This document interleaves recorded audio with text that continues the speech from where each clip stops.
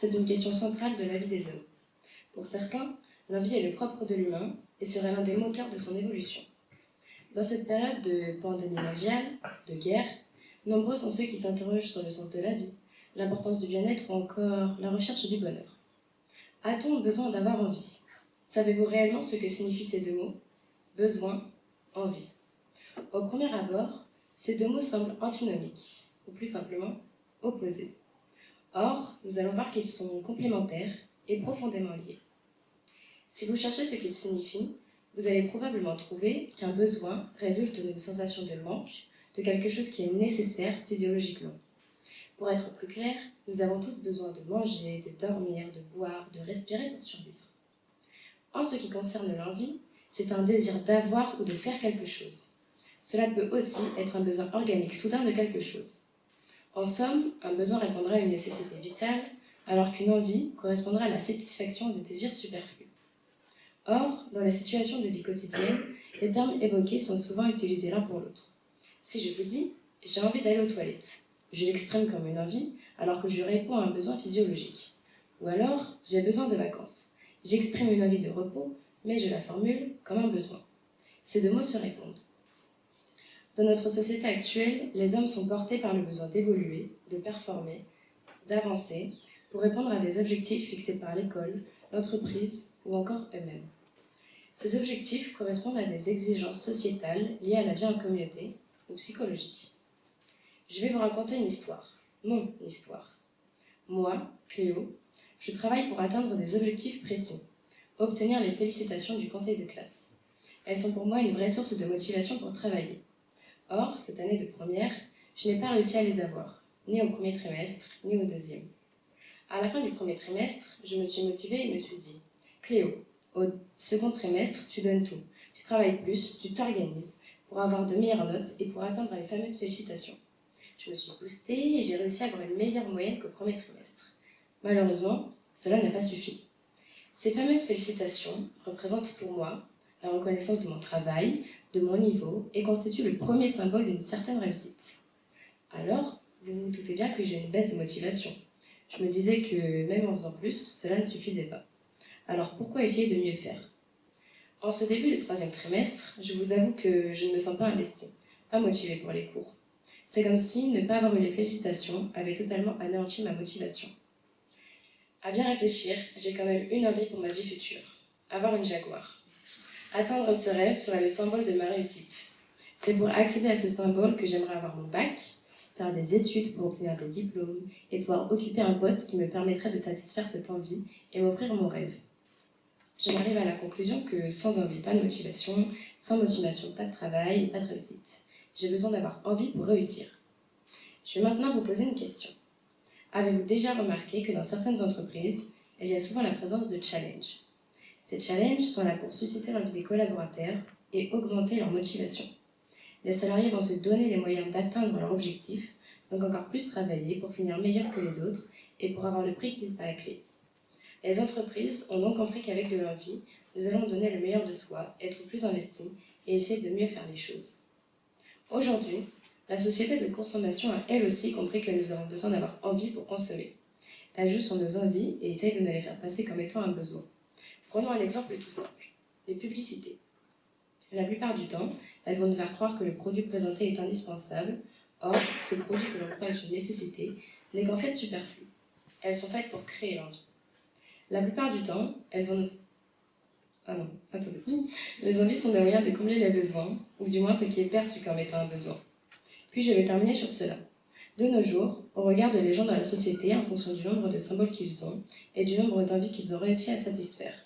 L'envie nous permet de nous fixer des objectifs. Elle permet aux hommes de devenir meilleurs pour eux-mêmes et pour les autres. Les envies qu'on a réussi à satisfaire, c'est autant de signes qui exposent notre réussite aux autres, mais c'est aussi comme ça que les autres nous perçoivent. Donc, avoir envie, c'est se fixer des objectifs, chercher et se donner les moyens de les atteindre. C'est donc une façon d'être investi, d'avancer, de devenir meilleur. Maintenant, exprimez vos envies, assumez-les. Elles peuvent être un moteur dans votre vie. D'ailleurs, avez-vous remarqué que dans envie, il y a envie en deux mots? Satisfaire nos envies, ça nous permet d'être et de nous sentir vivants, de participer et d'appartenir à un monde sur lequel nous pouvons agir. Comme Jacques Brel l'a exprimé dans ses vœux en 1968, « Je vous souhaite des rêves à n'en plus finir, et l'envie furieuse d'en réaliser quelques-uns. Alors ayons envie, fixons-nous des objectifs, grands et petits, individuels et collectifs, parce que nos envies sont nos motivations, et nos motivations peuvent déplacer des montagnes. Trouvez votre jaguar, elle vous conduira vers une meilleure version de vous-même. » L'envie, c'est un sentiment qu'on a tous déjà ressenti. Vous savez, cette obsession incontrôlable pour quelque chose, qui arrive soudainement et dont vous ne pouvez pas vous défaire. On peut l'opposer au besoin. Lui est vital, alors que l'envie, si elle n'est pas satisfaite, cela ne vous met pas en danger. Jusque-là, l'envie est plutôt inoffensive, quoique pas vraiment utile. Mais il y a un autre côté de l'envie, beaucoup plus malsain. C'est celui qui provoque la jalousie, la haine ou le dépit face à quelqu'un qui possède quelque chose que l'on n'a pas. Ça nous est sûrement tous déjà arrivé, n'est-ce pas? Pourtant, être envieux n'a jamais rendu personne heureux. Et si vous ne me croyez toujours pas, je vais vous raconter une histoire, et je pense que beaucoup s'y reconnaîtront. Tout au long de notre vie, on a différentes envies. À 3 ans, on rêvait de dévaliser le magasin de jouets, même s'il n'y avait plus de place à la maison. À 7 ans, on priait pour regarder les dessins animés toute la journée au lieu d'aller à l'école. À 12 ans, on voulait suivre toutes les modes vestimentaires. À notre âge, le soir, on a tous envie de regarder une bonne série, plutôt que d'ouvrir nos agendas et de se confronter à la réalité du bac qui arrive beaucoup trop vite. Dans 10 ans, on aura envie d'un métier mieux payé. Dans 20 ans, d'une maison plus grande. Et dans 30, on rêvera de vacances. Bon, là j'avoue pour les vacances, la limite entre envie et besoin est parfois assez faible. Hier, on avait hâte de grandir. Aujourd'hui, on a parfois envie que le temps s'arrête. Et demain, on regrettera notre jeunesse. Bref, quand on y réfléchit, on n'est jamais vraiment satisfait de ce qu'on a. Mais si on avait cédé à toutes nos envies, si on avait cédé à toutes nos envies, est-ce qu'on serait réellement plus heureux? Honnêtement, je ne pense pas. Et je vais maintenant vous expliquer pourquoi.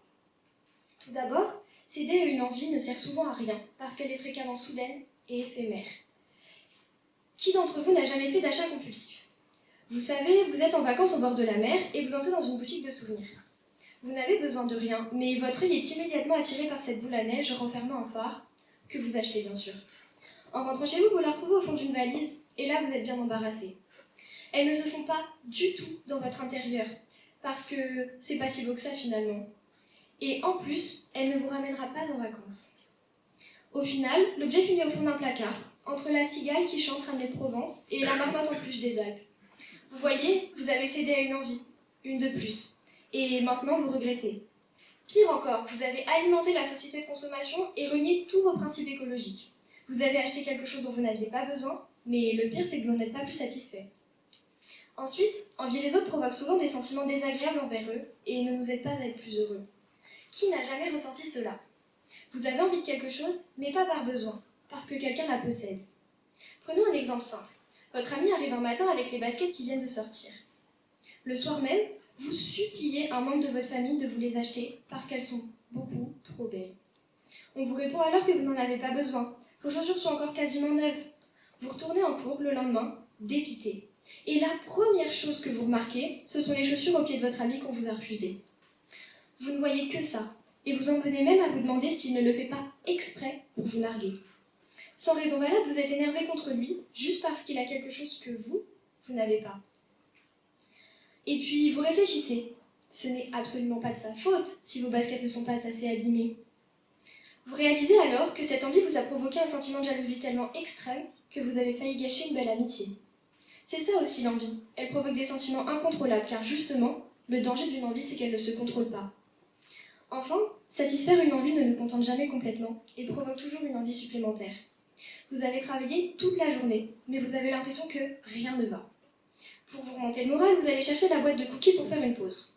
Vous en mangez un, puis deux, puis trois, et sans même vous en rendre compte, la boîte est terminée. Tout d'abord, vous avez mal au ventre, mais surtout, vous n'êtes pas plus avancé. Au final, céder à votre envie vous a juste fait perdre du temps. Mais prenons un exemple plus sérieux.